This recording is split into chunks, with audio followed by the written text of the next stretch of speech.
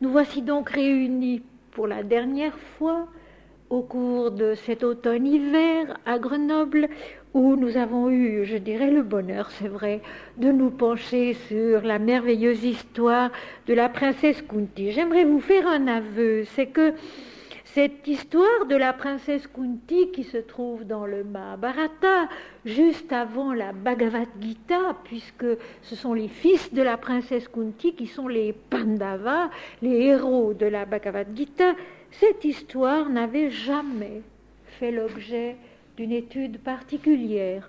La vie de la princesse Kunti n'était pas considérée comme un enseignement spirituel. Et c'est moi peut-être la première qui ai trouvé que cette vie était un yoga et pouvait nous être précieux aux uns et aux autres 30 siècles après. Je trouve que c'est beau. 30 siècles après. Et ce soir, je vais commencer par vous lire une toute petite scène tirée du dernier acte du Voilier rouge.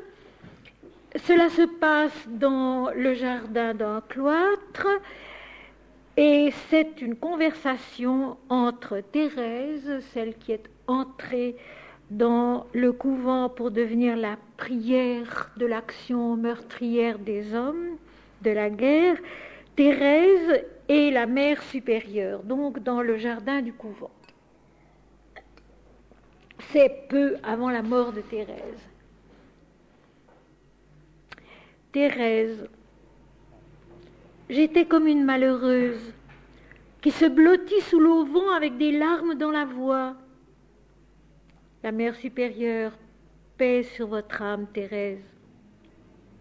Je ne savais pas où j'allais, et je frappais aux portes successives comme un chien qui a perdu la trace de son maître. Paix sur vous, mon enfant. Combien tout est impénétrable et juste dans le secret de notre âme avec Dieu. Et nous n'avons point la patience de vivre quand Dieu vit si longuement avec chacun de nous. Je me suis troublée quand est venue l'angoisse. Et quand est venue la paix, je me suis troublée aussi. On ne discute pas le dessein de Dieu. Thérèse, j'ai voulu voir le matin une dernière fois de cette place.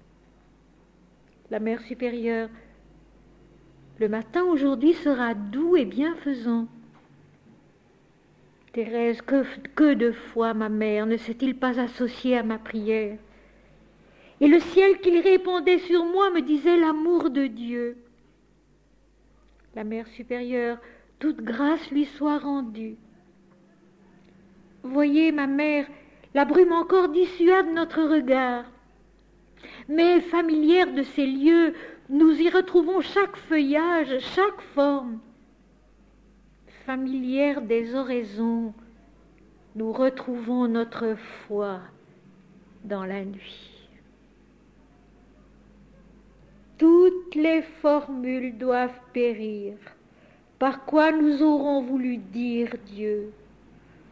Et voici l'amour de Dieu et la folie que les hommes ne se pardonnent point les uns aux autres. L'amour de Dieu jusqu'à la limite de soi. Nous aimons dans la vie posséder une gérance à notre manière.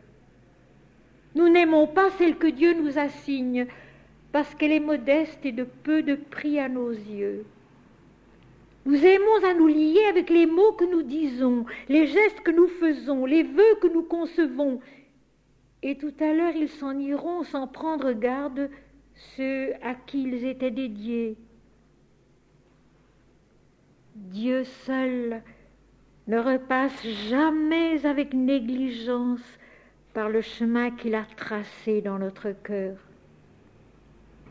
La Mère supérieure, in nomine Patris et Filii et Spiritus Sancti. Amen. Thérèse, mais il ne permet pas que nous soyons nets tout d'un coup. Il faut la double incertitude en nous de l'homme et de Dieu, l'angoisse 2 fois née de la chair et de l'âme, tout ce chavirement où l'ordre premier se retrouve avec lenteur. Au milieu du monde et de sa gaieté, au fond de la cellule du cloître, l'assaut que se livrent le cœur et la béatitude est pareil, et les armes qui les défendent sont pareilles aussi. Iudicame Deus. Il n'est pas dit comment viendra la fin de la souffrance. Il est dit seulement le labeur. Il n'est pas dit comment viendra la paix. Il est dit seulement la foi dans les ténèbres et dans l'exil. Il n'est pas dit comment sera la joie et la lumière. Mais il est dit que Dieu a engendré pour nous la joie et la lumière. Il n'est pas dit comment sera la voix de Dieu quand elle parlera. Il est dit seulement de suivre le chemin. Il n'est pas dit comment sera le chemin. Il est dit seulement que Dieu donne le chemin. Parce que l'homme n'a point à être récompensé, sa peine et son repos sont de Dieu. Quia tu es Deus fortitudo mea. Quand il aura connu un peu de la joie du chemin, qu'à son tour il aura enfanté, qu'il sera devenu l'aîné de quelques-uns, il se lèvera, car on va frapper à sa porte. Il faut qu'il soit là, tel qu'on l'attendait. Toutes les formules doivent périr, par quoi nous aurons voulu dire Dieu. Et voici l'amour de Dieu et la folie que les hommes ne se pardonnent point les uns aux autres. L'amour de Dieu jusqu'à la limite de soi. Nous aimons dans la vie posséder une gérance à notre manière. Nous n'aimons pas celle que Dieu nous assigne parce qu'elle est modeste et de peu de prix à nos yeux. Nous aimons à nous lier avec les mots que nous disons, les gestes que nous faisons, les vœux que nous concevons. Et tout à l'heure, ils s'en iront sans prendre garde, ceux à qui ils étaient dédiés. Dieu seul ne repasse jamais avec négligence par le chemin qu'il a tracé dans notre cœur. Dieu seul ne repasse jamais avec négligence dans le chemin qu'il a tracé dans notre cœur. Mais il ne permet pas que nous soyons nets tout d'un coup. Il faut la double incertitude en nous de l'homme et de Dieu, l'angoisse 2 fois née de la chair et de l'âme, tout ce chavirement où l'ordre premier se retrouve avec lenteur, au milieu du monde, et dans sa gaieté, au fond de la cellule du cloître, l'assaut que se livrent le cœur et la béatitude est pareil, et les armes qui les défendent sont pareilles aussi. Il n'est pas dit comment viendra la fin de la souffrance, il est dit seulement le labeur. Il n'est pas dit comment viendra la paix, il est seulement dit la foi dans les ténèbres et dans l'exil.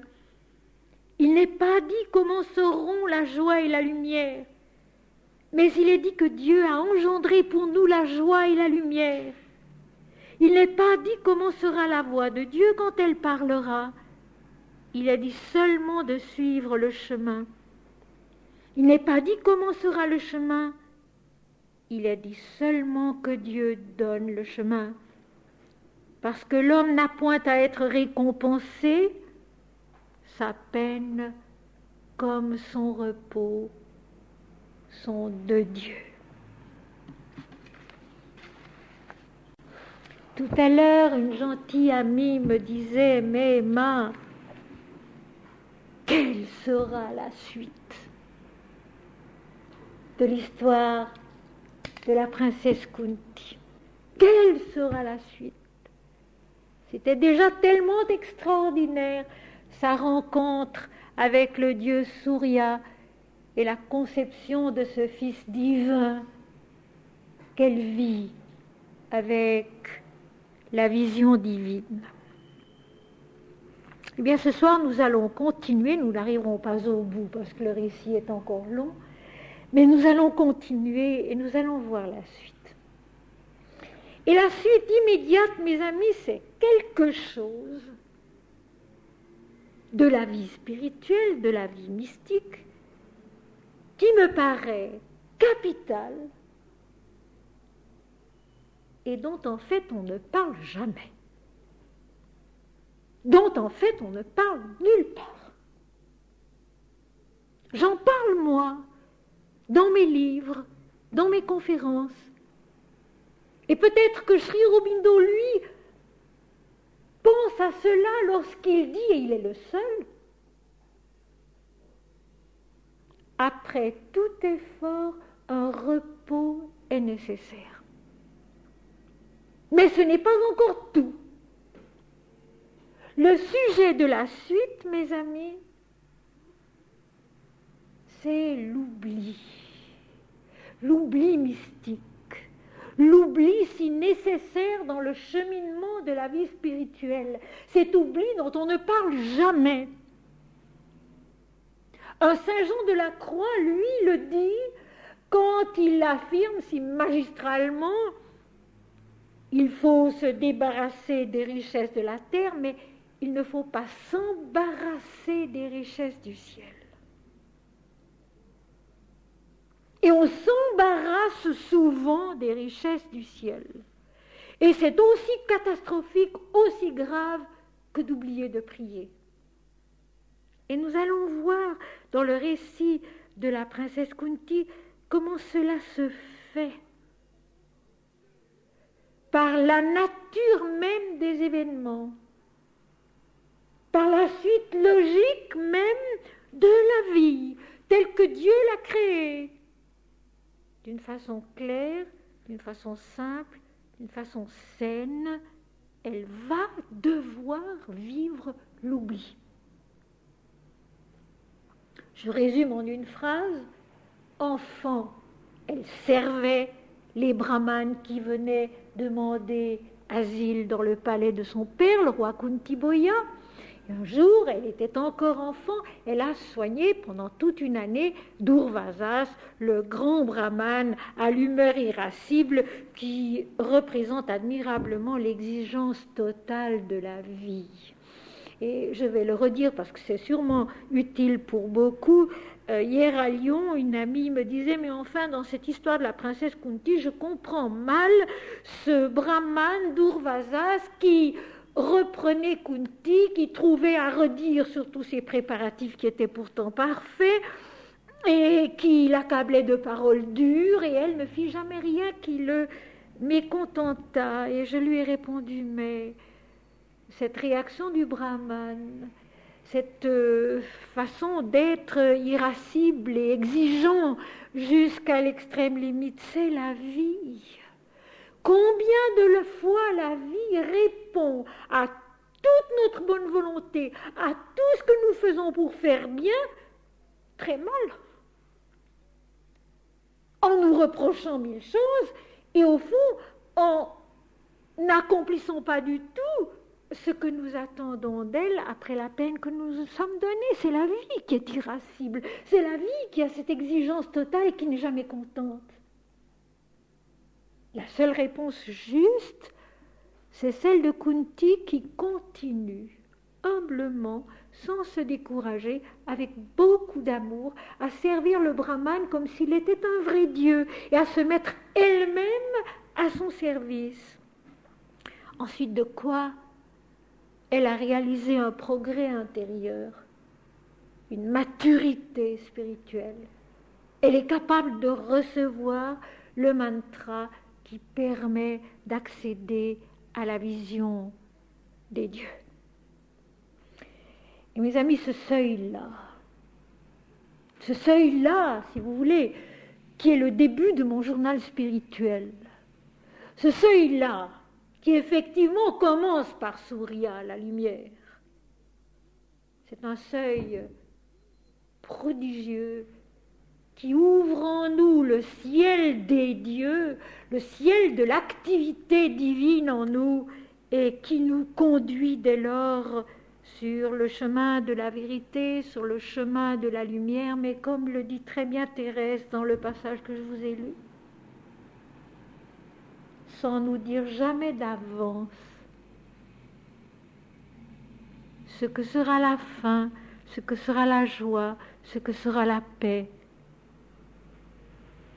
Dieu donne le chemin, Dieu donne la lumière pas à pas, mais il attend que nous conquérions en nous-mêmes ce chemin, que nous le foulions, comme nous avons vu dans le cours de Lausanne à propos du livre de Josué.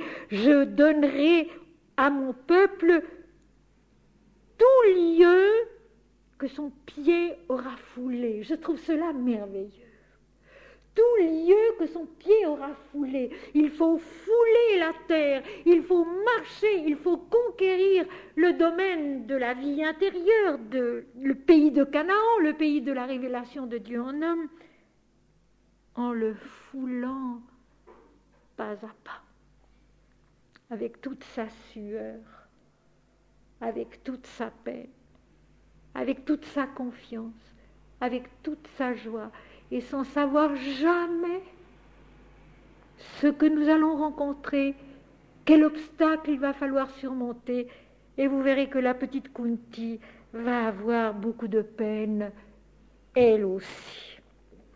Elle a donc rencontré Surya, le commencement de la vision divine, la lumière blanche, éclatante, qui est la nature du divin, et elle a conçu en elle-même la vie de cette lumière divine pour la transmettre à l'humanité.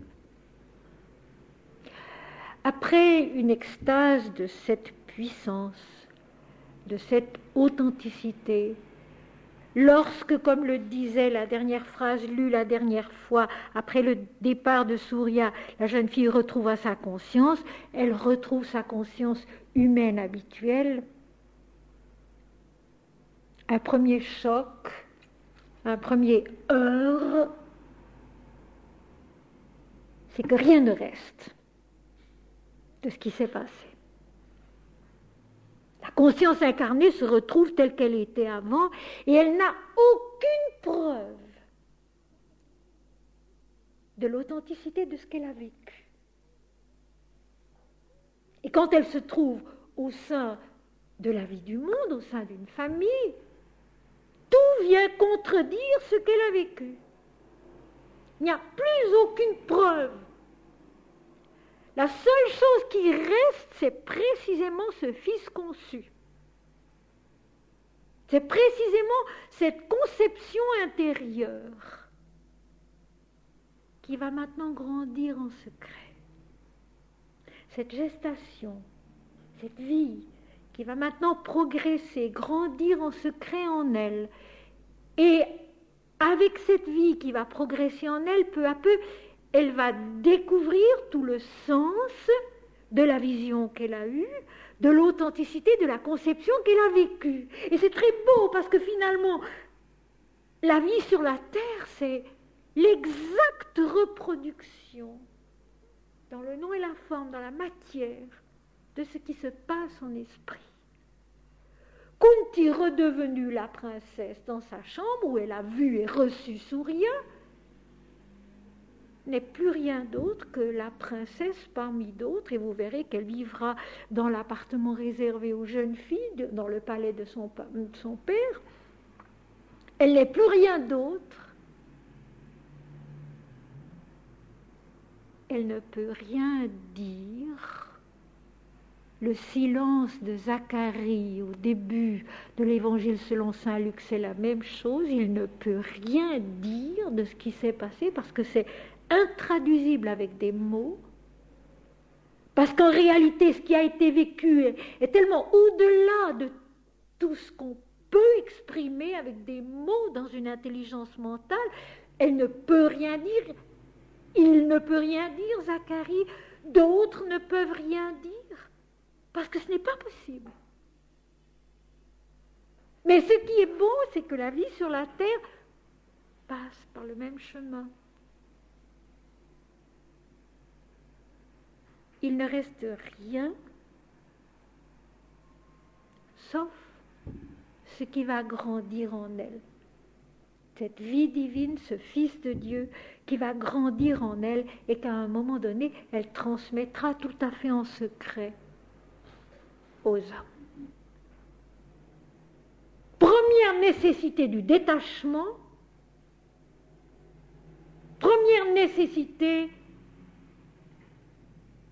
de savoir reprendre sa vie parmi les autres sans avoir l'air de rien. Sans avoir l'air de rien. Et je rappelle ce que j'ai dit mercredi soir au cours de Lausanne à propos de Josué. Josué qui, avant d'entreprendre le tour de la ville de Jéricho pour la conquérir au nom de l'Éternel, était devant Jéricho et soudain voit devant lui un homme. Et lui qui a eu tant de conversations avec l'Éternel, lui qui ne fait que faire ce que l'Éternel lui dit, pas un instant il ne pense qu'il a une vision, pas un instant. Humblement, sainement, il dit à cet homme qu'il voit, es-tu des nôtres ou es-tu un ennemi? Il voit un homme devant lui, il ne pense rien de plus. Pas un instant, il se dit, moi qui ai rencontré l'Éternel tant de fois, l'Éternel qui m'a parlé tant de fois, tiens, qu'est-ce que je vois là? J'ai une vision, non. Il est sur la terre, il sait que sur la terre il y a des pièges, alors il demande à cet homme, qui es-tu? Es-tu des nôtres ou es-tu un ennemi? Et cet homme lui répond, je suis le chef de l'armée de l'Éternel, j'arrive maintenant. Alors Josué se prosterne. Et ce chef de l'armée de l'Éternel, dont il ne sera plus question après, qui va d'ailleurs tout accomplir spirituellement, comme nous l'avons vu, ce chef de l'armée de l'Éternel lui dit, ôte tes chaussures, car le lieu sur lequel tu te trouves est saint et sacré. Et Josué fit ainsi. Tu es sur la terre de la révélation. Ôte tes souliers, ta démarche doit être nue, pure, absolument vraie, humble, consacrée à l'Éternel seul. Eh bien, Kunti se retrouve dans la vie et elle se comporte merveilleusement comme quelqu'un qui est de la vie et qui n'a rien connu d'autre. Ce fut au Seigneur de la terre, au premier jour de la quinzaine lumineuse, durant le 10e mois de l'année, que Prita conçut un fils pareil au Seigneur des étoiles du firmament. Et cette jeune fille aux hanches parfaites par crainte de ses amis cacha sa conception, si bien que personne ne connut sa situation. Et parce que la jeune fille vivait entièrement dans les appartements assignés aux jeunes filles et cachait soigneusement sa condition, à part sa nourrice, personne ne sut la vérité.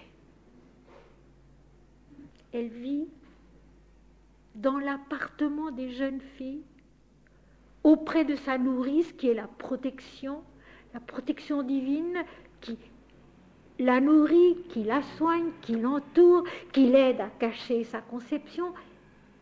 Elle vit sans rien dire à personne, certainement sans pouvoir penser grand-chose, mais en laissant grandir en elle le Fils de Dieu. Sans un mot, sans rien dire à personne, à cause des convenances admises dans son pays et dans son palais, par crainte de ses amis, elle cache sa conception, elle vit et personne autour d'elle ne sait qu'elle a rencontré Dieu, qu'elle l'a vu et qu'elle a conçu Dieu en elle. Et c'est ça qui est juste. Et c'est ça qui est vrai. Et c'est ça qu'on oublie de nos jours. Où on clame tout ce qu'on veut, même sur des affiches.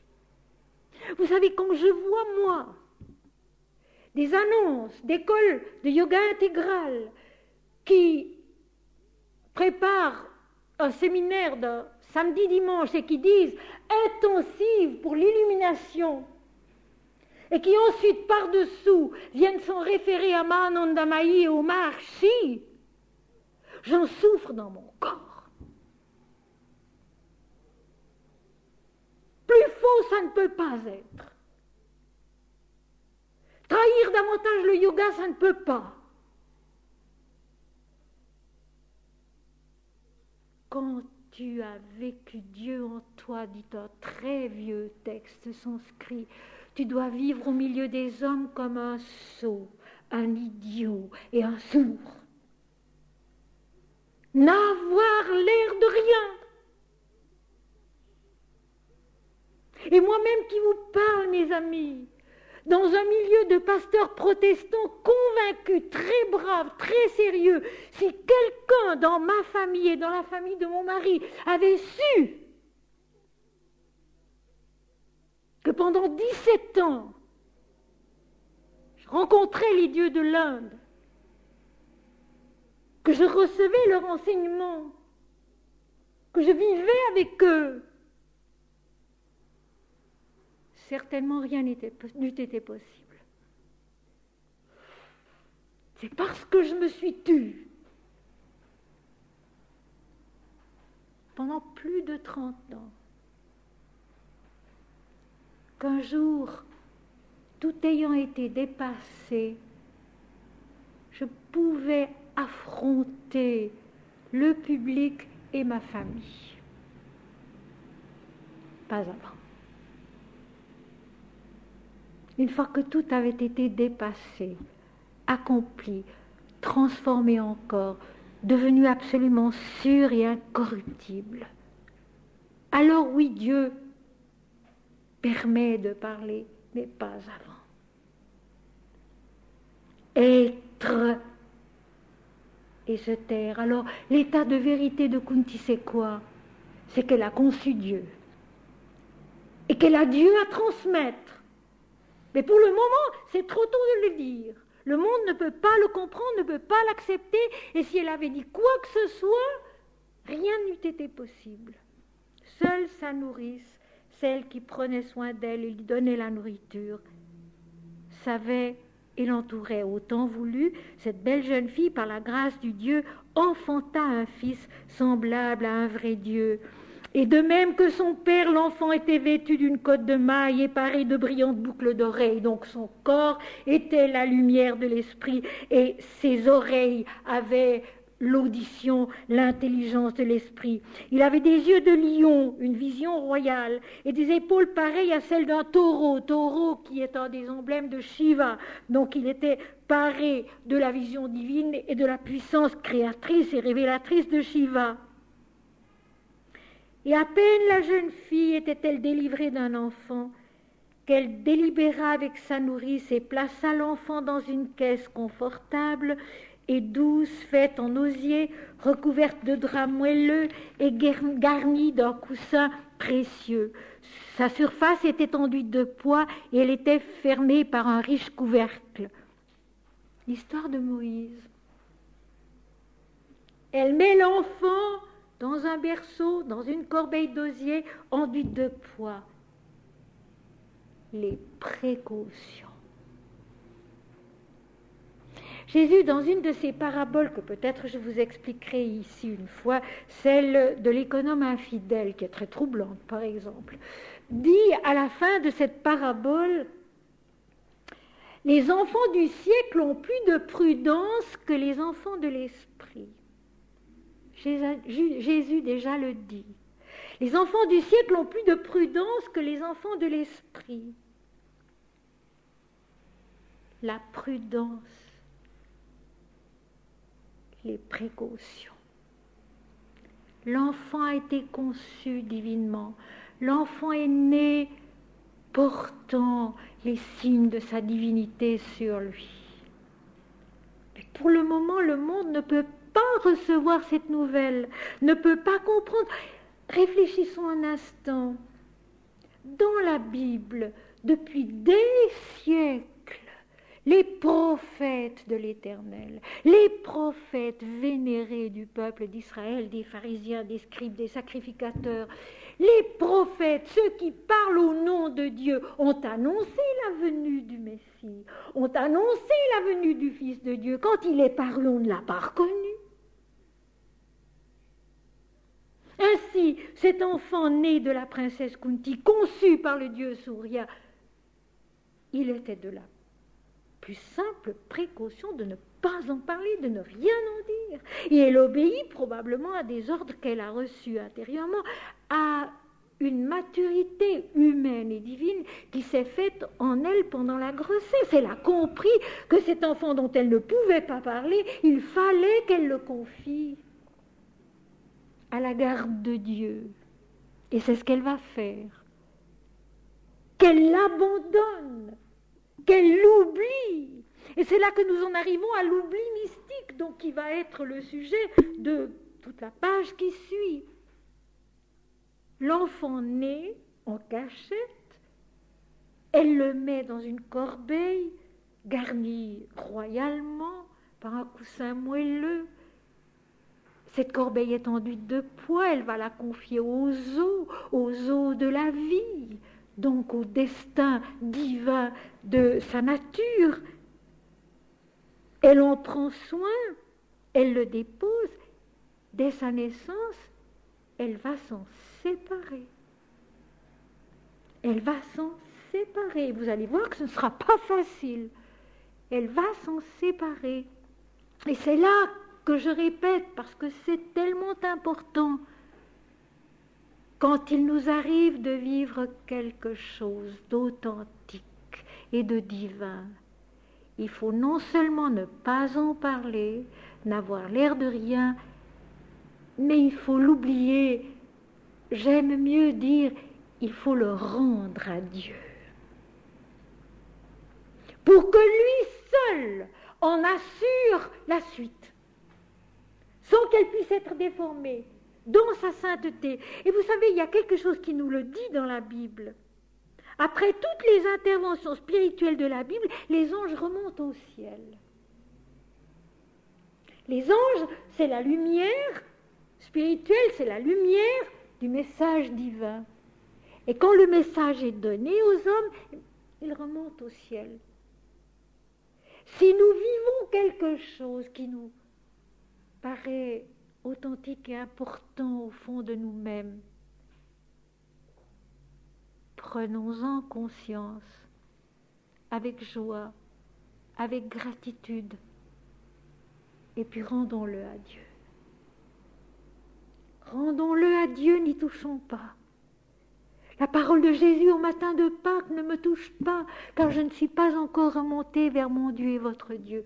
Ne me touche pas. Que le mental et le physique ne touchent pas à la révélation. Alors Kunti, elle a mis au monde ce Fils de Dieu, eh bien, comme elle ne peut pas dire d'où il vient, pourquoi elle a attendu cet enfant, pourquoi elle l'a mis au monde, eh bien, il faut qu'elle le confie à l'inconnu, au flot de la rivière, au flot des eaux de la vie qui sont sous la protection de Dieu. La corbeille était enduite de poids et elle était fermée par un riche couvercle. Et je vous rappelle que dans le livre de l'Exode, de l'histoire de Moïse, qui lui aussi est confié aux eaux, au chapitre 7 du livre de l'Exode, lorsque l'Éternel parle à Moïse et qu'il lui confie le soin d'intervenir auprès du Pharaon pour libérer le peuple d'Israël, il a cette parole extraordinaire. Chapitre 7 de l'Exode, verset 1. L'Éternel dit à Moïse, « Je te fais Dieu pour Pharaon. Je te fais Dieu pour Pharaon. Tu seras ma puissance déléguée devant le Pharaon. » Eh bien, là aussi, l'enfant de Kunti, c'est une puissance déléguée du divin qu'il faut préserver, avec précaution, mais aussi avec une foi totale dans le fait que l'Éternel Dieu qui a voulu cette conception divine dans le monde en prendra soin aussi. avec des larmes dans les yeux. Elle porta l'enfant à la rivière Ashva et confia la corbeille à ses eaux. Elle confie l'enfant, ce nouveau-né, il faut le faire. Il faut le faire. Moïse avait 3 mois. Kama, le fils de Surya et Kunti, est à peine né. Le texte le dit, à peine cet enfant était-il né que la jeune fille délibéra, etc., etc. L'enfant vient de naître. Elle le confie dans une corbeille aux eaux de la rivière Ashva, avec des larmes dans les yeux. Et quoiqu'elle sût qu'il n'était pas convenable pour une jeune fille non mariée d'avoir un enfant, pourtant, par amour maternel au premier des rois, elle pleura pitoyablement.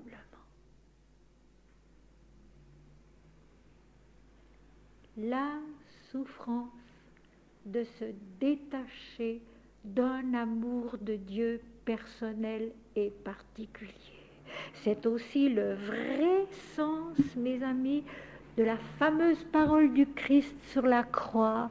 Eli, Eli, lama sabachthani. Mon Dieu, pourquoi m'as-tu abandonné? C'est le dépassement de l'adoration du Dieu personnel pour entrer dans l'absolu. Ramakrishna, lui aussi, ne parvenait pas à dépasser son amour de la mère divine. Ramakrishna avait fait tout son chemin intérieur sans rien savoir par amour pour la mère divine, Kali. Et à un moment donné, il faut qu'il dépasse cet amour de la mère divine et il n'y parvient pas. Chaque fois qu'il se met en méditation et qu'il voudrait parvenir à l'impersonnel, c'est la merveilleuse stature lumineuse de la mère qui apparaît, il ne peut pas la dépasser. Et c'est avec l'aide d'un Jnanin, Totapuri, qui lui dit « Concentre-toi là », en lui fixant un tesson de verre ou un caillou pointu entre les 2 yeux, qu'il arrive finalement à méditer, à voir apparaître la mer, à la trancher avec l'épée de la discrimination divine, l'épée de l'Apocalypse, mes amis. L'épée de l'Apocalypse, mes amis. Cette épée à 2 tranchants que Jésus a en travers de la bouche dans la vision de l'Apocalypse, au 1er chapitre.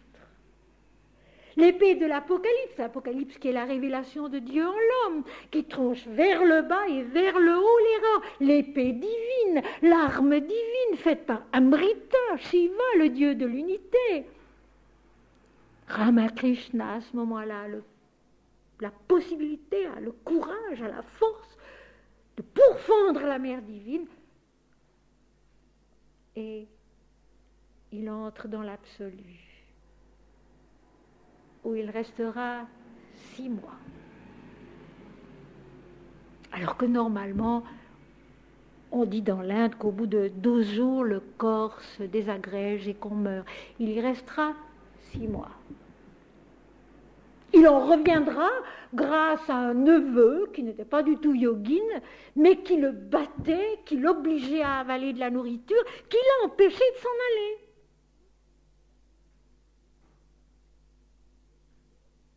Parce qu'il avait quelque chose à faire ici-bas.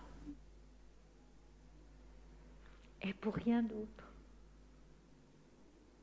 Alors Kunti n'avait pas du tout fini sa tâche, elle non plus. Pas du tout, nous allons le voir un peu ce soir, davantage un autre soir. Il faut donc qu'elle se sépare de ce premier fruit de sa piété. Ce premier fruit de son amour maternel, de son amour total pour le divin. Et elle en pleure longtemps, pitoyablement. Alors j'aimerais vous dire une chose. Dans la vie, dans notre vie, sur le plan pratique, chaque fois que quelque chose ou quelqu'un qui nous est particulièrement cher nous est enlevé, ça arrive. Et ça arrive souvent. Chaque fois que quelque chose ou quelqu'un qui nous est particulièrement particulièrement cher sur n'importe quel plan, que ce soit humain, mental, spirituel, nous est enlevé, nous pouvons pleurer. Je dis toujours aux gens qui sont dans une grande peine, mais laissez à votre souffrance le temps d'être vécue. Ne la refoulez pas, c'est faux. Vivez votre souffrance, il faut lui laisser à elle aussi le temps d'être vécue. Ce n'est pas juste de la refouler, de faire comme si ça n'était pas. On fait des bêtises dans ces cas-là. Une souffrance a le droit d'être vécue. Et Kunti pleure longtemps, pitoyablement.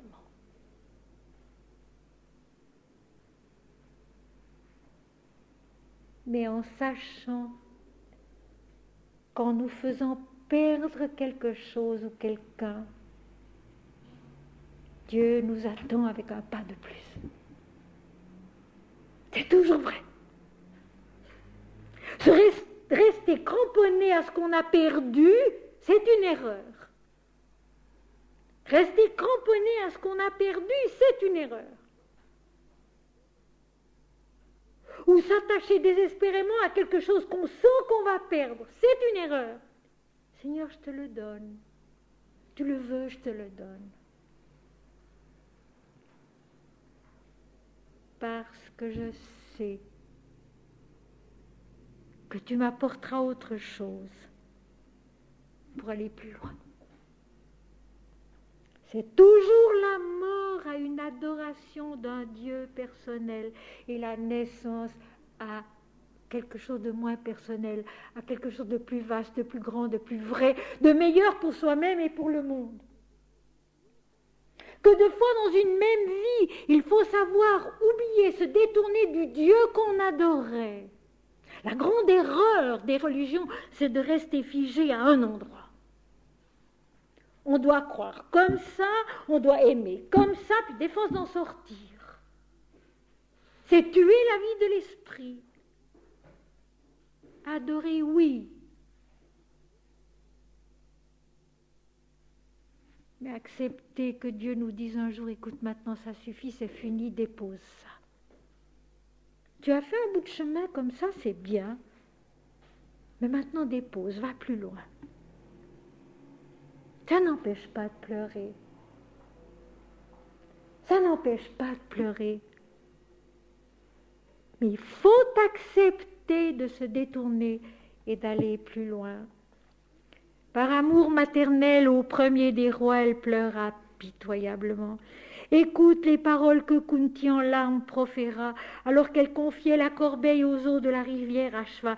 Et je trouve que précisément le récit avec ce bébé qu'elle abandonne est d'une telle intensité qu'il fait comprendre la nature profonde et totale de la souffrance quand il s'agit de s'arracher à quelque chose qu'on a cru, à quelqu'un en qui on a cru, à une forme de Dieu en qui on a mis toute sa confiance et qui maintenant est épuisée, doit être abandonnée pour aller plus loin. Ô enfant, que les mains de tous ceux qui habitent la terre, l'eau, le ciel et les régions célestes t'apportent du bien, sur tous les plans, sur le plan terrestre, sur le plan humain, sur le plan divin. Le texte en même temps est tellement beau. Ô enfant, que les mains de tous qui habitent la terre, l'eau, le ciel et les régions célestes apportent du bien. Que tous tes pas soient heureux, que tous tes pas soient une croissance dans ce que tu es Dieu. Que personne ne barre ta route, que personne ne t'empêche d'avancer dans la direction de ton destin terrestre. Pour le moment, tu dois grandir physiquement, déjà ça, et puis ensuite il y aura tout le reste. Que personne ne barre ta route. Et ô Fils, que tous ceux qui viendront à ta rencontre aient un cœur dépouillé d'hostilité à ton égard. Que tout te veuille du bien, que tout t'accompagne, t'aime, te protège.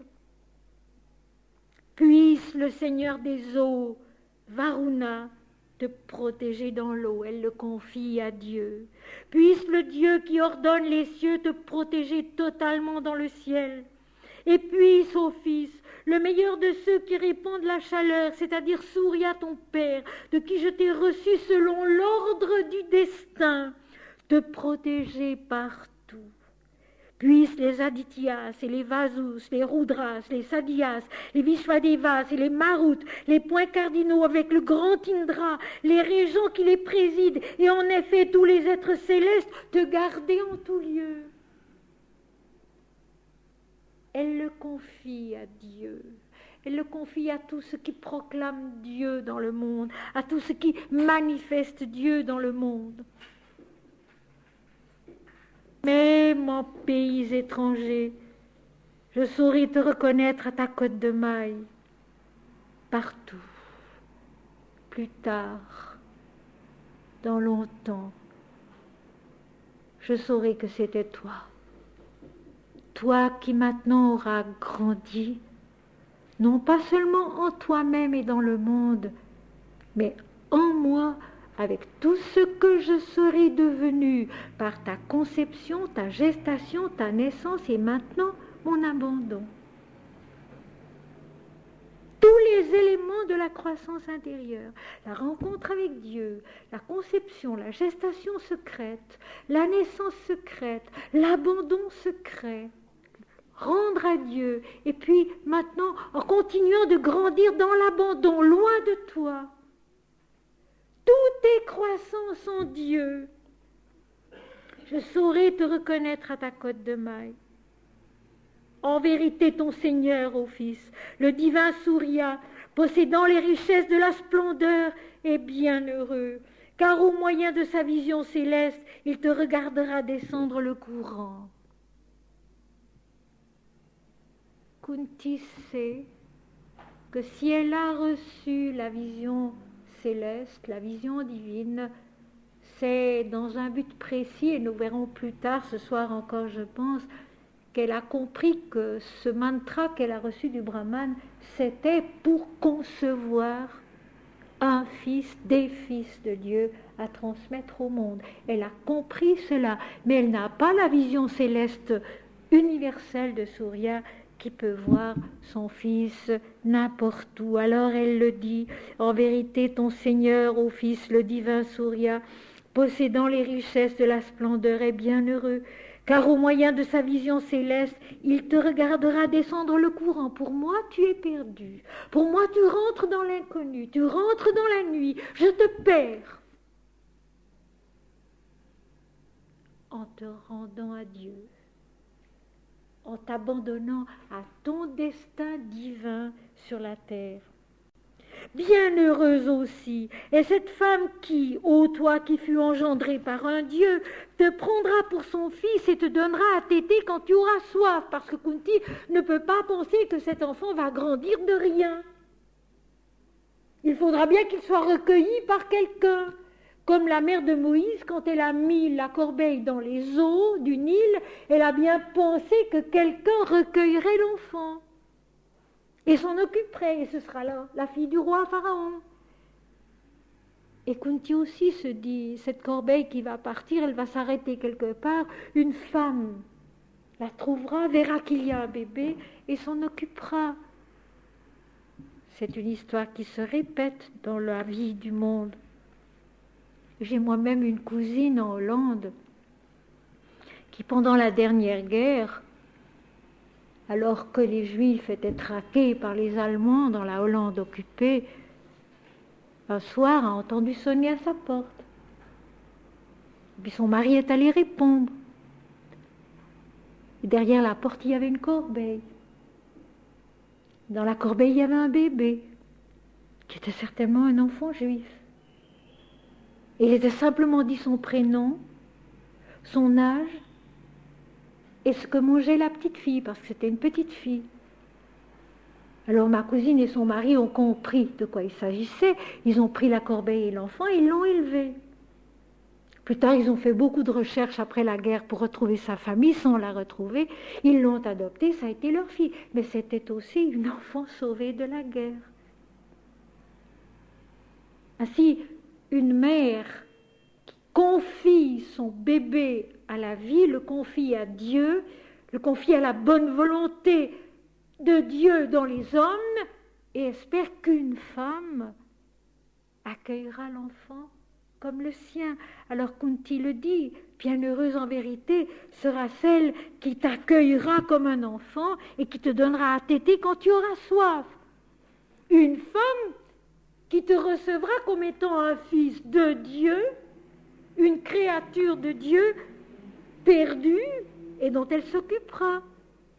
Et quel rêve heureux aura été rêvé par elle, qui elle aussi va recevoir sa part de la révélation divine, sa part de l'amour divin, sa part de la croissance divine, parce que la croissance d'un enfant, c'est une croissance divine en nous et auprès de nous.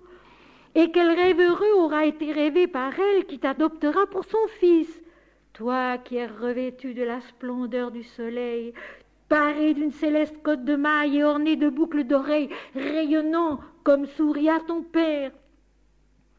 Toi qui as de grands yeux semblables à des lotus, les grands yeux qui dans le Mahabharata veulent toujours dire la vision divine, un teint éclatant comme du cuivre poli ou des pétales de lotus, le teint du Brahman, le teint des hommes de Dieu, des fils de Dieu, un front clair et des cheveux se terminant en belles boucles. Ô fils, celle qui te regardera te traîner par terre, souillée de poussière et prononçant tendrement des mots inarticulés, est bienheureuse en vérité, celle qui te verra grandir. Moi, je grandirai de ton absence.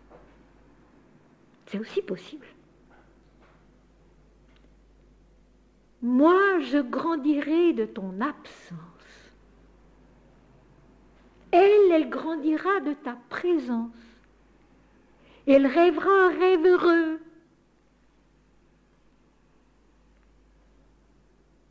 Et elle comprendra elle aussi beaucoup de choses de la vie divine. Souillée de poussière et prononçant tendrement des mots inarticulés et bienheureuse en vérité. Et celle aussi, ô fils, qui te verra parvenir à la beauté de ta jeunesse, à la force jeune, mais pleine de l'incarnation divine radieuse. Tel un lion, la force, portant une crinière née des forêts de l'Himalaya, est bienheureuse en vérité.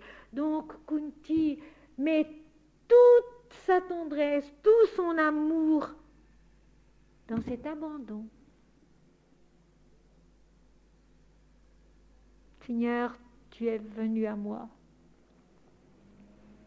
Tu as conçu en moi une vie de ta vérité. Mais cette vie de ta vérité, ce n'est pas pour que je la garde comme une possession personnelle. Et toi seul, tu peux la faire grandir, tu peux l'accomplir sans qu'elle soit déformée. Donc, je l'abandonne, je te la rends. Kunti a conçu Dieu, elle n'est encore qu'une jeune fille vivant dans les appartements de la jeune fille, des jeunes filles, protégée par sa nourrice. Elle ne sait pas encore quel sera son destin sur la terre, elle sait seulement qu'elle a conçu Dieu. Elle a conçu Dieu et qu'elle ne peut pas le dire. Qu'elle le donne au monde, qu'elle le donne à Dieu, mais que pour l'instant elle ne peut rien dire. Et elle met tout son amour dans cet abandon, dans cet oubli mystique qui rend à Dieu ce qu'il nous a donné. Ô roi, ayant ainsi gémi longtemps et pitoyablement, Pritha déposa la corbeille sur les eaux de la rivière Ashva. La jeune fille aux yeux de lotus, accablée de tristesse à cause de son fils et pleurant amèrement, avec l'aide de sa nourrice, abandonna la corbeille au silence de la nuit, au mystère divin de l'inconnu, à la vie que seul connaît Dieu. Et bien que désireuse de regarder son fils encore et encore, elle retourna au monarque dans le palais, craignant beaucoup que son père vienne à savoir ce qui s'était passé. Donc, une fois de plus, par respect des convenances telles qu'elles sont admises sur la terre, par respect de la loi qui est en cours dans son pays en ce temps-là. Je vous l'ai déjà dit, je le répéterai souvent, ce qui est merveilleux chez Kunti, c'est son respect de la décence, de la bonne conduite, son souci de l'affection sur tous les plans de la vie et de la conscience. Toujours, elle ne veut rien transgresser.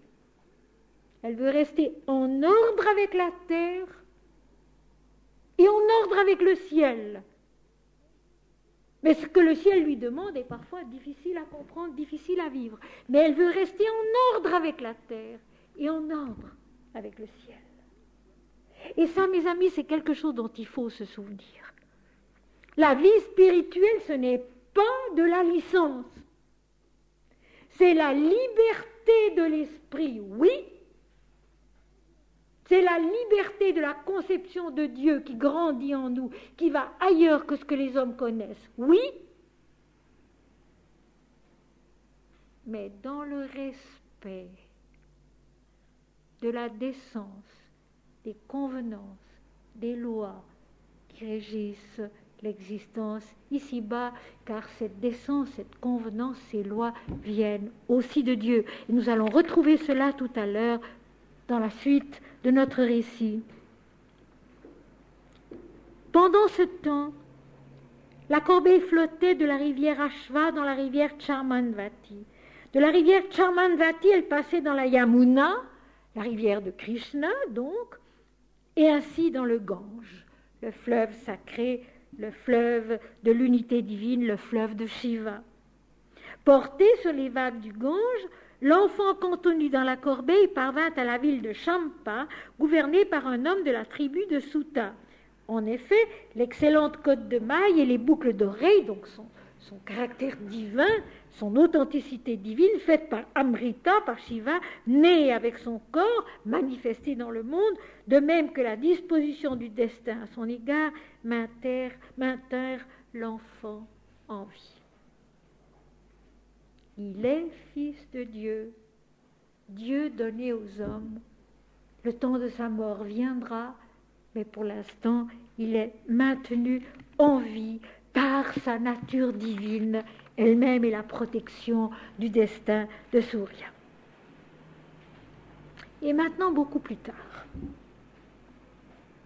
nous allons retrouver Kunti, épouse du roi Pandu, ayant grandi et ayant manifestement évolué, progressé, acquis une autorité, une certitude qu'elle n'avait pas du tout au moment du récit que je viens de vous lire.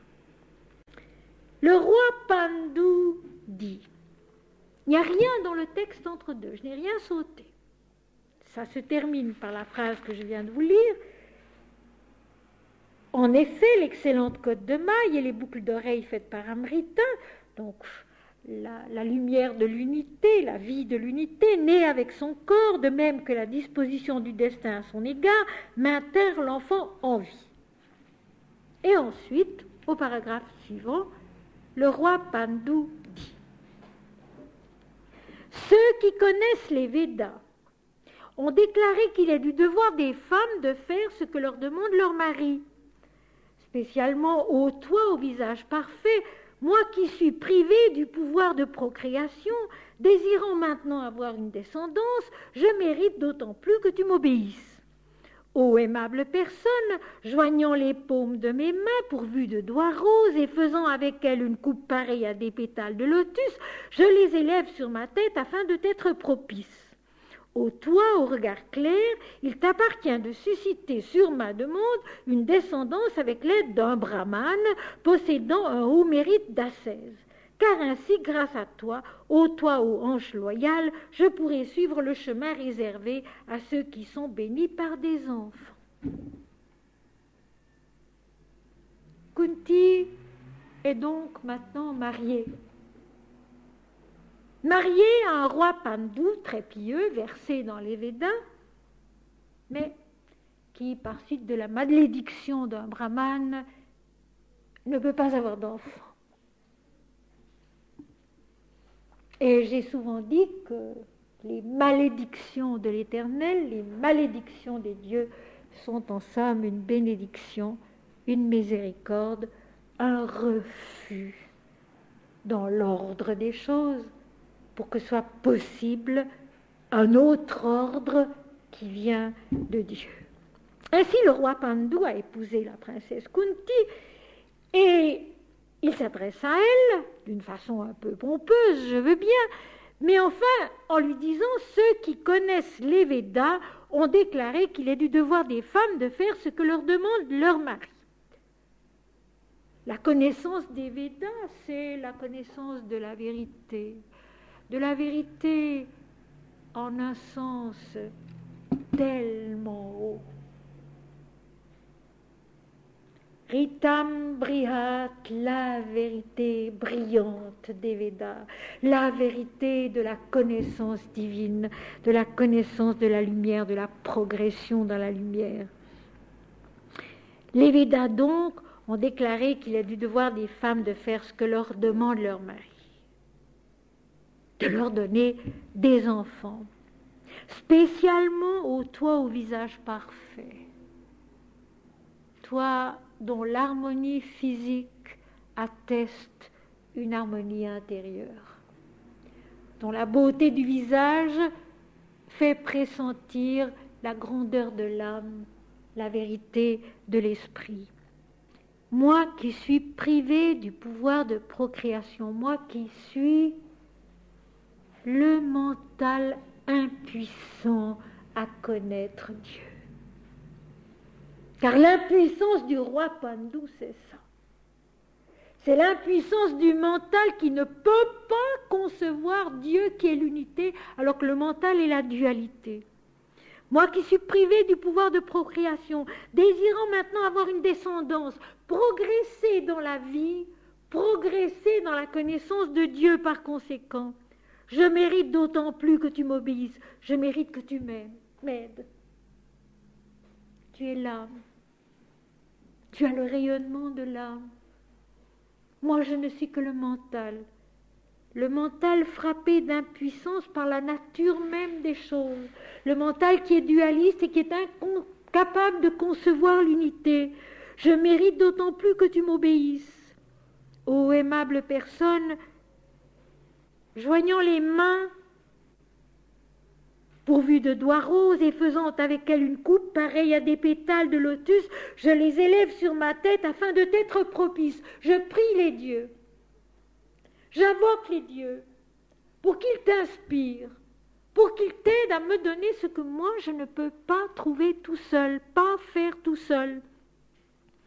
Ô toi, au regard clair, toi qui vois avec vérité, il t'appartient, tu es femme, tu es ma femme, de susciter sur ma demande, je t'en donne l'autorisation, je te le demande, une descendance avec l'aide d'un brahmane. Donc le roi Pandu pense à un brahmane, à un être supérieur versé dans la science des Védas, possédant un haut mérite d'ascèse, car ainsi, grâce à toi, je suis roi, ô toi, ô hanche loyale, je pourrai suivre le chemin réservé à ceux qui sont bénis par des enfants.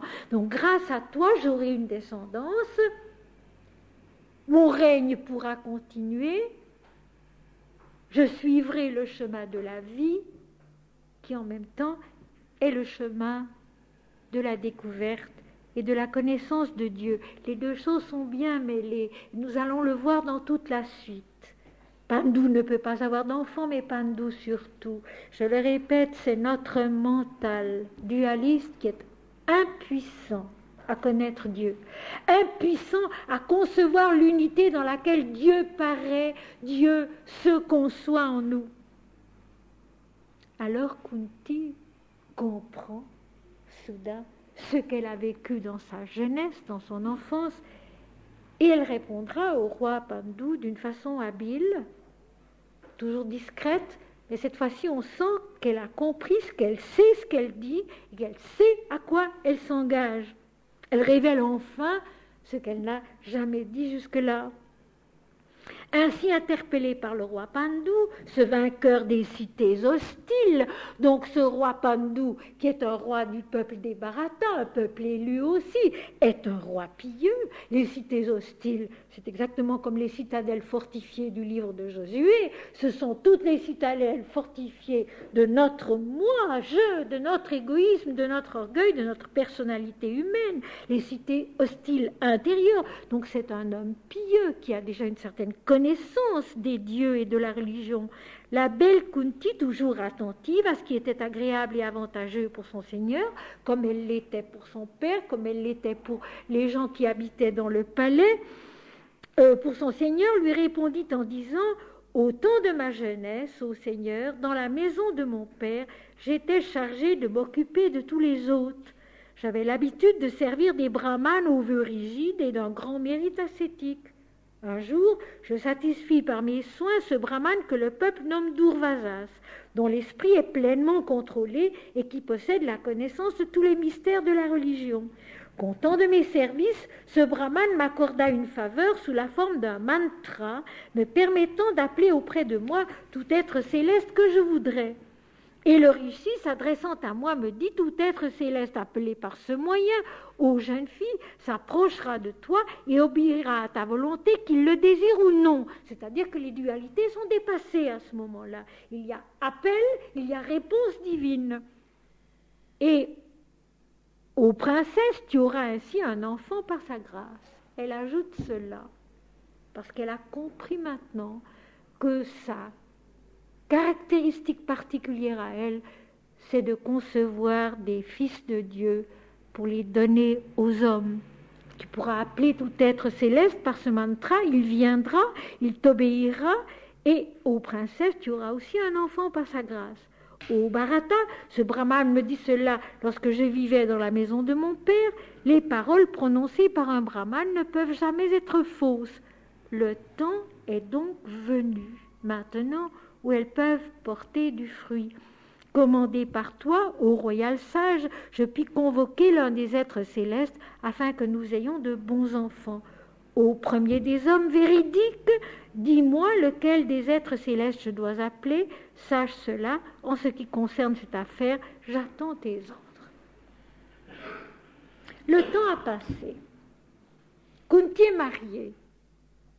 Son époux lui demande d'avoir des enfants avec un brahmane, des enfants qui soient de bons enfants pour son peuple, pour son royaume. Et alors Kunti comprend que la faculté qu'elle a reçue, qu'elle a acquise, de solliciter la venue d'un Dieu et d'avoir d'un Dieu des enfants, a maintenant trouvé son accomplissement, a maintenant trouvé l'heure de son accomplissement sur la terre. Donc à son mari, elle peut le dire, le temps est venu où cette promesse du Brahman peut être accomplie. Et dis-moi, lequel des dieux je dois appeler? Il y a là toute une progression spirituelle intérieure de la jeune fille qui, par son service, a acquis une maturité spirituelle divine, la vision divine, puis la conception divine, maintenant la femme sur la terre, parce que les deux choses marchent de pair, marchent ensemble. La femme sur la terre arrive au moment où ce qu'elle a acquis intérieurement va pouvoir être utile sur la terre, dans le monde, dans son peuple, auprès de son mari. Pandu, en entendant ceci, lui répliqua « Ô gracieuse personne, en ce jour unique, efforce-toi comme il convient de réaliser nos vœux. Ô fortuné, appelle le Dieu de la justice. » Dharma, le Dieu de la loi, le Dieu de la justice sur la terre. Le commencement, c'est toujours le respect de la loi. Ce qu'on trouve à travers tout l'Ancien Testament, la loi de l'Éternel, le respect de la loi. Et Pandu lui aussi demande à son épouse d'appeler d'abord Dharma, qui est la loi juste. Le Dieu Dharma, pour avoir un premier fils de lui, c'est la base. Il y en aura d'autres qui seront chaque fois une progression vers l'absolu, vers la connaissance de l'absolu. Mais pour le moment, la base, la loi. Il est le plus vertueux des êtres célestes. Le Dieu de la justice et de la vertu ne saurait jamais nous souiller par le péché. Et très sagement, le roi Pandou ajoute, le monde aussi, ô belle princesse, pensera alors que ce que nous faisons ne peut jamais être impie. De même, le fils que nous obtiendrons de lui sera certainement par sa vertu le premier parmi les Kourous, les Bharatas. Engendré par le Dieu de la justice et de la moralité, il n'attachera jamais son cœur à quoi que ce soit de mauvais ou d'impie. C'est pourquoi, ô toi, au doux sourire, gardant fermement la vertu devant tes yeux, c'est-à-dire étant toi-même la vertu, demeurant toi-même dans la vertu, et observant convenablement, conformément au Véda, conformément à la vérité des vœux sacrés, convoque le Dieu de la justice et de la vertu avec l'aide de tes sollicitations et incantations.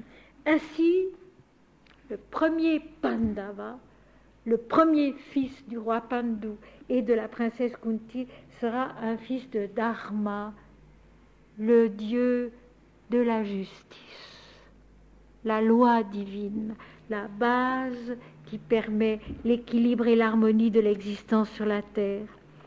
Alors Kunti, la meilleure des femmes, ainsi interpellée par son Seigneur, dit « Qu'il en soit ainsi ».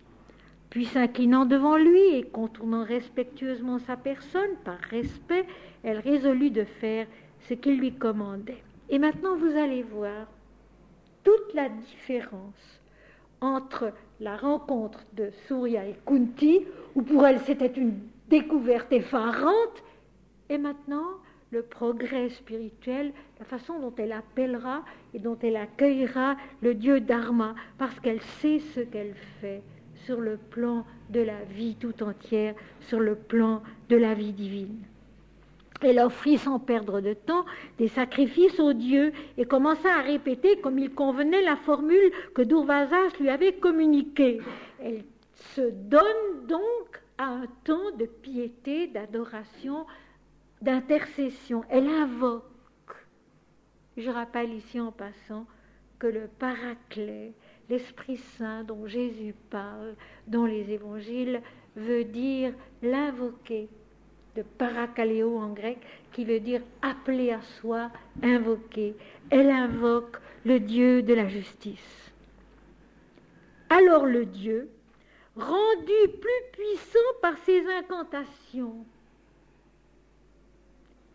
la puissance de Dieu se manifeste en l'homme à la mesure de sa piété. Il faut se rappeler de cela.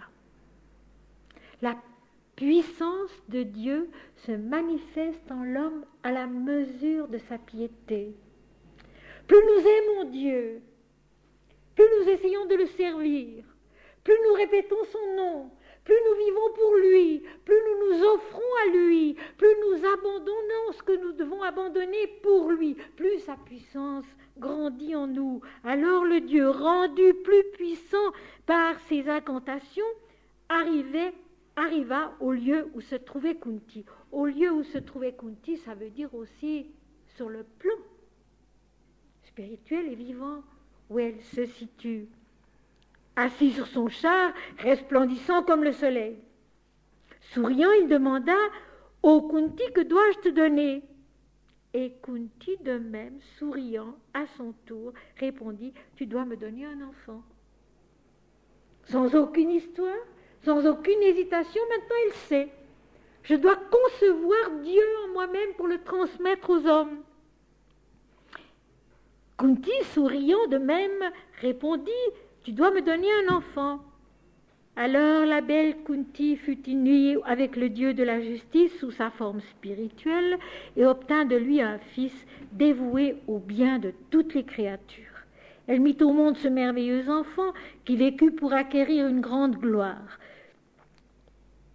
Et à peine l'enfant était-il né qu'une voix incorporelle venant des cieux dit, une voix incorporelle venant des cieux dit, cet enfant sera le meilleur des hommes, le premier de ceux qui sont vertueux, doué d'une grande bravoure et d'un langage véridique, il sera certainement le souverain de la terre, il la conduira dans la vérité, Et ce premier enfant du roi Pandu sera connu sous le nom de Yudhishthira, le premier des Pandavas.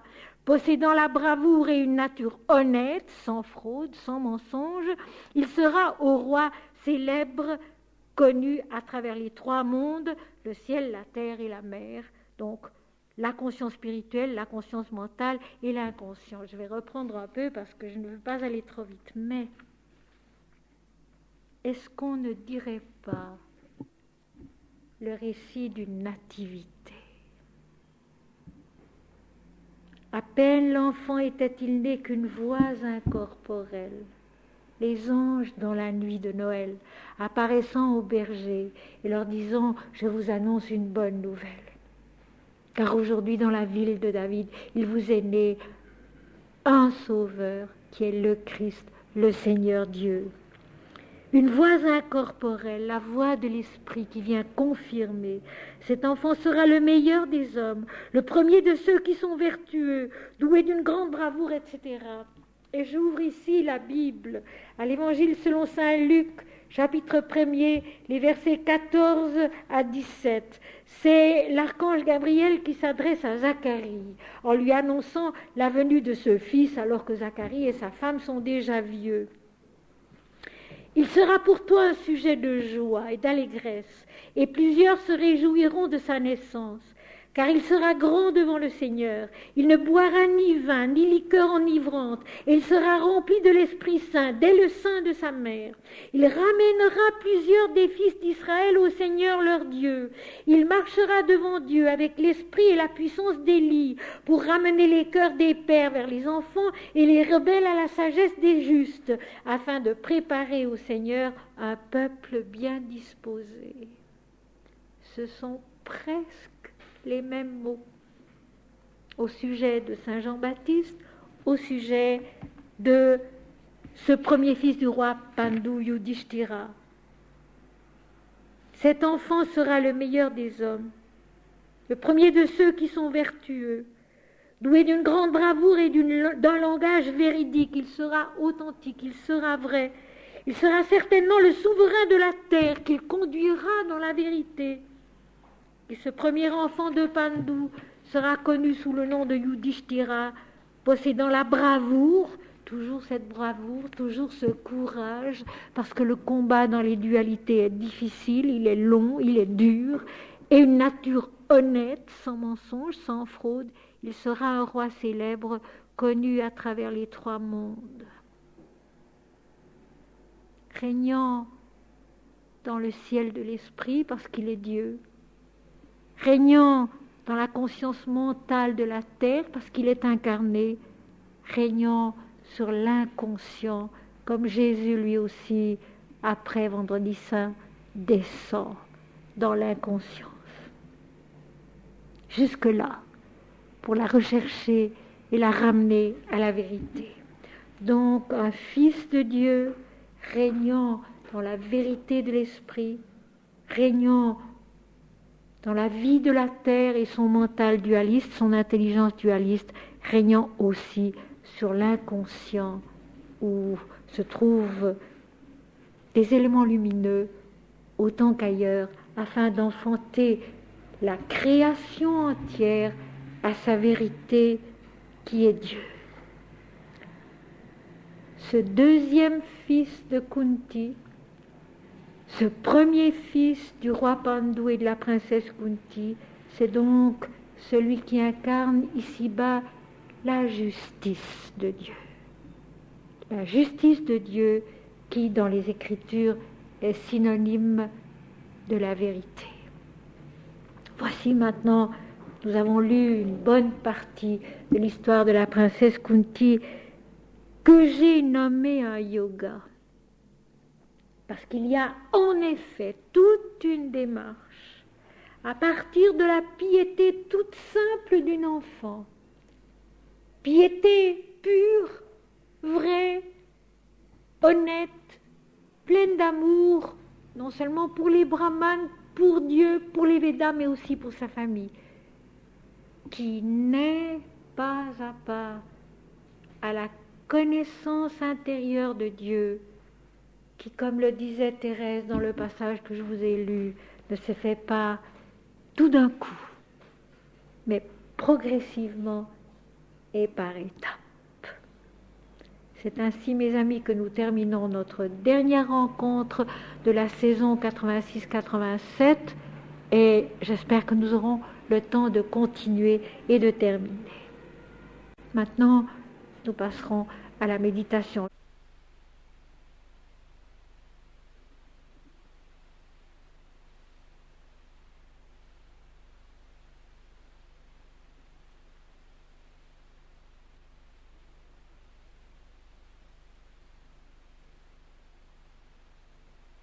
Quelques phrases tirées de l'ascension de Jésus-Christ. La vie divine est la lumière qui ne s'éteint jamais, qui ne se ternit jamais et qui brille dans notre âme immuablement.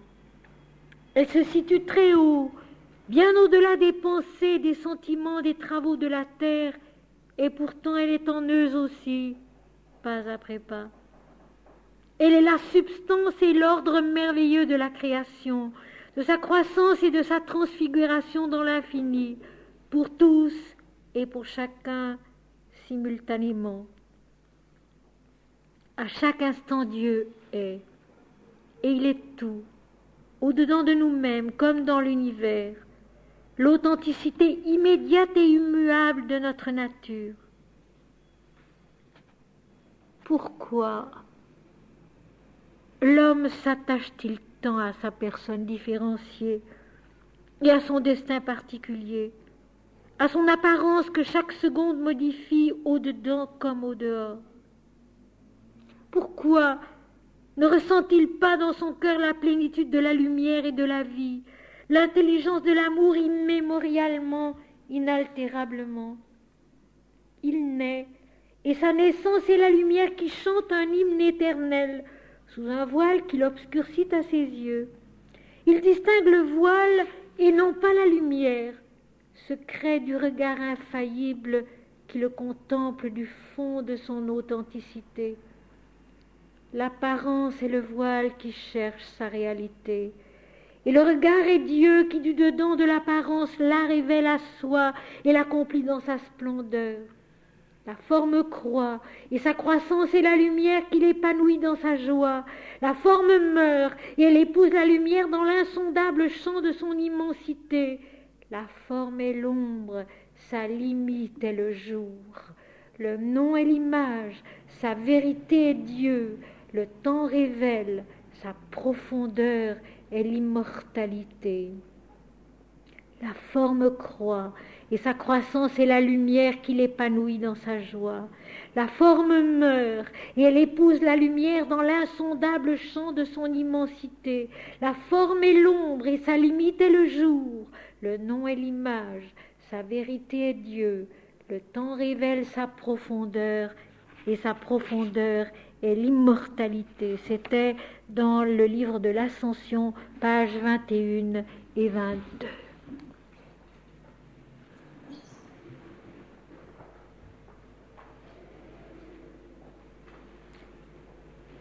Shveta Padma Sanadevi, Shveta Pushpo Pashobita, Shvetambara Nitya, Shveta Ganta Nulepana, Shvetaksha Sutra Hastacha, Shveta Chandana Charchita, Shveta Vinadara Shubra, Shveta Lankara Pusita, Shveta Padma Sanadevi, Shveta Pushpo Pashobita, Shvetambara Nitya, Shveta Ganta Nulepana, Shvetaksha Sutra Hastacha, Shveta Chandana Charchita, Shveta Vinadara Shubra, Shveta Lankara Pusita, Shveta Padma Sanadevi, Shveta Pushpo Pashobita, Shvetambara Nitya, Shveta Ganta Nulepana, Shvetaksha Sutra Hastacha, Shveta Chandana Charchita, Shveta Vinadara Shubra, Shveta Lankara Pusita.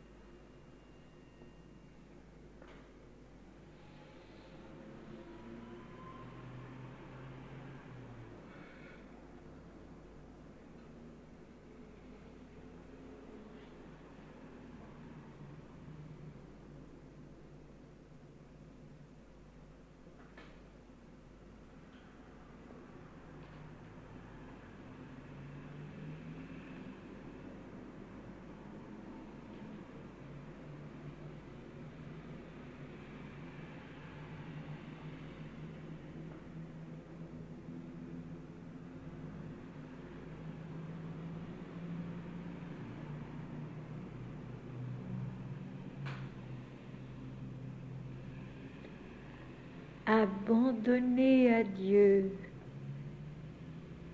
tout ce qu'on est, tout ce qu'on sait, tout ce qu'on fait, tout ce qu'on reçoit, sans spectacle apparent, comme le fait la princesse Kunti, très simplement, selon la vie,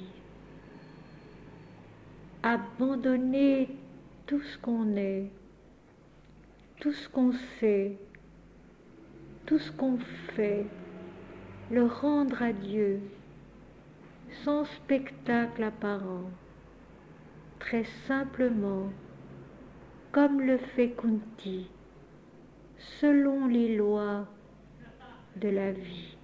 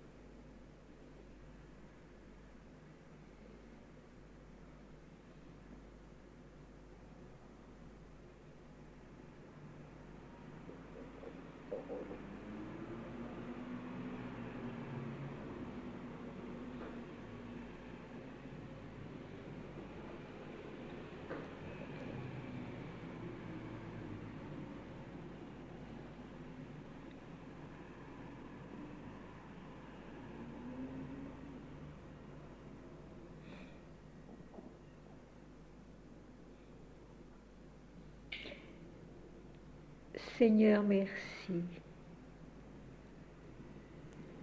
Seigneur, merci. Seigneur, merci.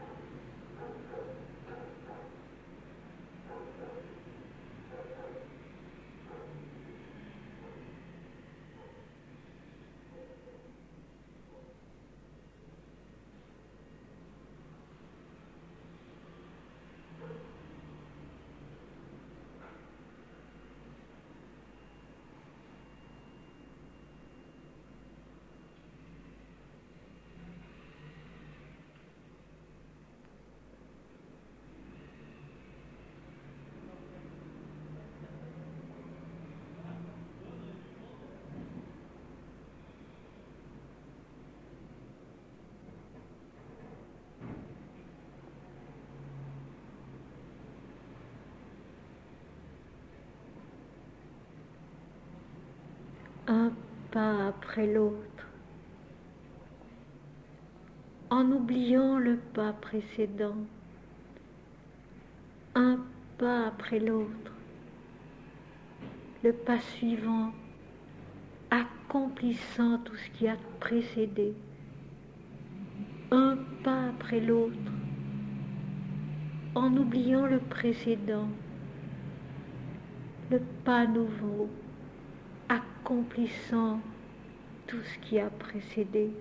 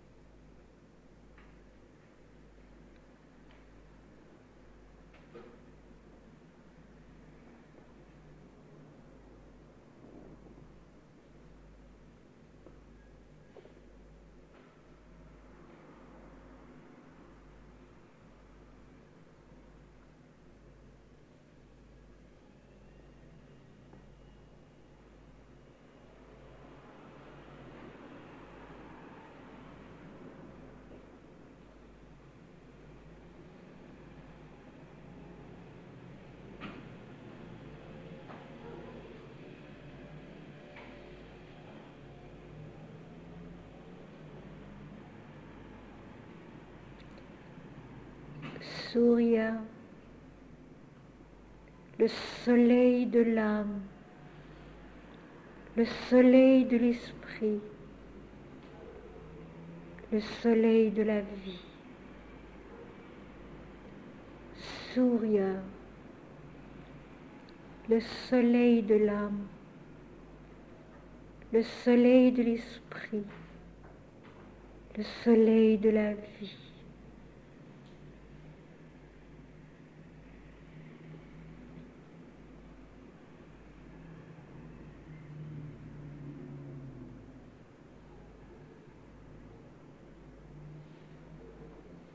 Dharma,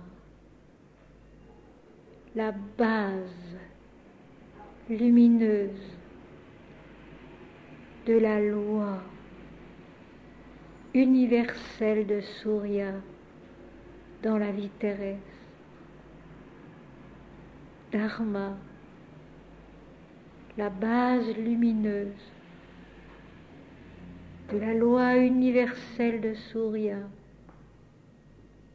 dans la vie terrestre, le cheminement de la vérité radieuse en l'homme.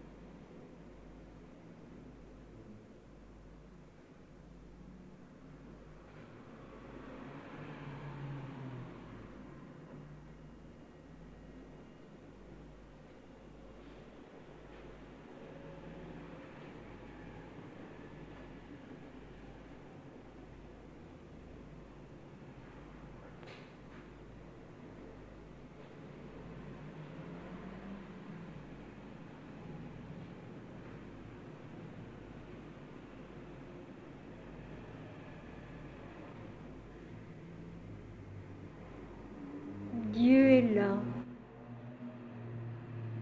l'Éternel est là. Il dit et il fait.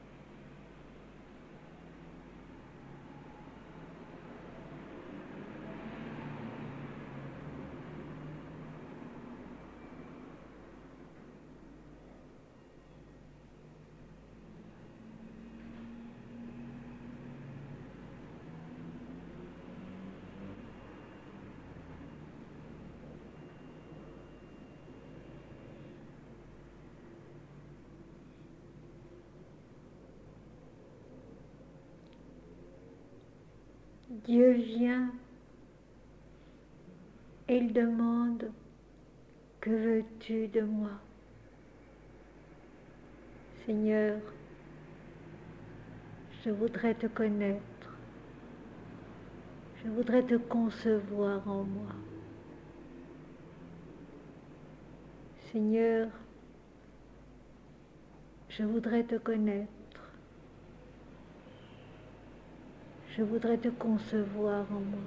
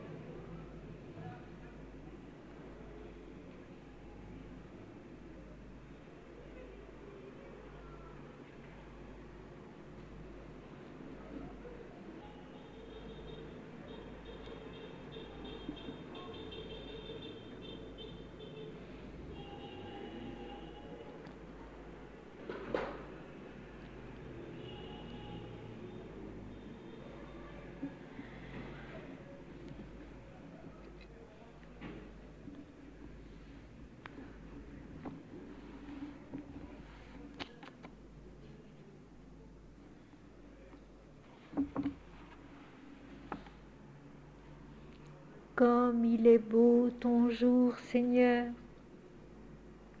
comme il est frais et léger, sans besogne, car tu ne peines pas, mais tu projettes ta joie en monde dans le ciel. Comme il est pur ton jour, Seigneur. Je suis venue ici pour te chercher, et je te trouve ailleurs tout aussi bien. Que seulement ta joie me touche en plein cœur. Je t'offre une couronne, un rameau d'heures et d'amour. Elles ont passé monotones, mais j'écoutais chanter ton jour. Il est descendu sur la crête, grand oiseau échappé du nid, et j'ai vu rire le poète attentif à son moindre cri. Il s'est arrêté près des sources, bavardant comme un écolier, puis folâtrant de mousse en course, il a baisé tous les halliers. Il conquit la plaine et l'espace sans te reconnaître pourtant. Alors il s'est voilé la face pour t'accueillir moins éclatant. Et tu parus sur la terrasse où nul n'en était prévenu, tel un sourire de la grâce sur les seins du lilas chenu. Tu parus. Pourquoi me distraire? La cloche a sonné mon bonheur, et ma vie est une prière qui redit ce qu'a dit la fleur. Tu parus, pourquoi me distraire? La cloche a sonné mon bonheur, et ma vie est une prière qui redit ce qu'a dit la fleur.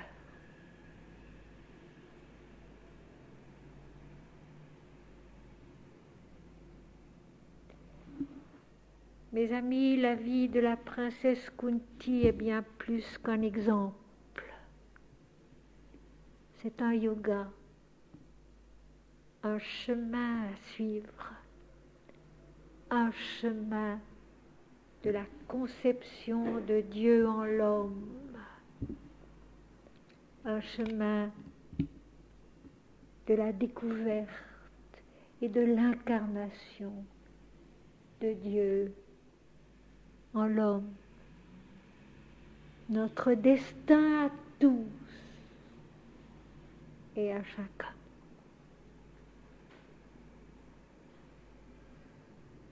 J'espère vous revoir demain. J'espère vous revoir à Crébéra. Et de toute façon, nous cheminons tous ensemble, tous les jours, pas à pas.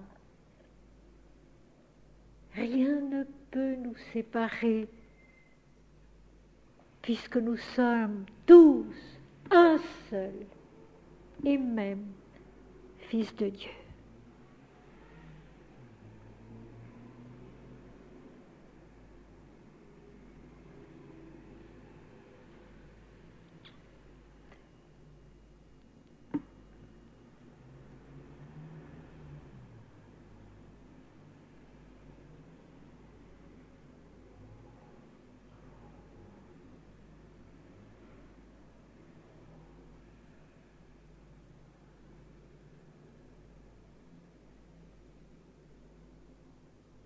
À tous, je souhaite une bonne nuit, un bon retour chez soi et peut-être à demain.